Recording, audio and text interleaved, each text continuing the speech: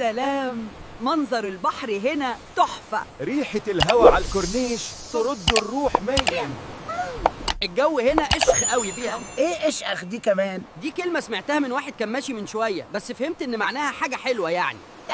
توم شوف كمية الكتب يا عم الحاج. مثقف قوي يا اخويا. ده انت مسلح يا ابني ده عمرك ما قريت كتاب قبل نظيره حتيقة. اتريق كمان. طب تعالى نخرج قبل ما اخنفك. خلاص نروح المتحف الحربي بقى. يلا بينا، نفسي اشوف المدافع بتاع زمان. بس من غير ما تلمس حاجة، بدل ما نتكلميش. يا عم ما تقلقش، انا اتعلمت الادب في الشرق. انزل من على المركبة قبل ما تكسرها. ما تقلقش، انا القبطان جيري. قبطان ايه يا يابا؟ ده انت ولا ابو العربي في زمانه؟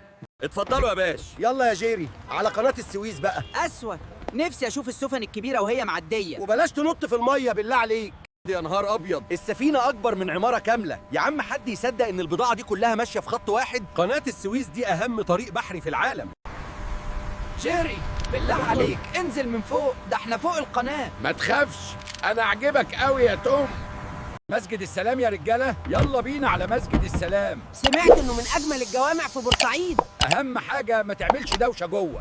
يا المسجد كبير قوي يا توم. ده تحفة معمارية. تعالى ندخل. ايه الجمال ده، تحفة. فعلا المكان ريحته بخور وهدوء يجنن. تعالى نقعد دقيقتين نستريح. فكرة. وبعدين نروح بورفؤاد. احنا كده هنعدي للناحية التانية. ايوه بورفؤاد هناك. بس المية عالية، انا بخاف. البلد هادية قوي يا توم، اصلها مدينة قديمة وجميلة فيها تاريخ. والناس شكلهم طيبين. بس خلي بالك، اي فطير تشوفه هات ليا. ده قديم قوي. من ايام الانجليز ولا ايه؟ ايوه مبنى تاريخي مهم في بورفؤاد. طب نصور سيلفي قدامه. بس ما تطلعليش ودنك في الكادر. يا توم كان يوم جميل ومليان حكايات. صح، بورسعيد تحفة فنية.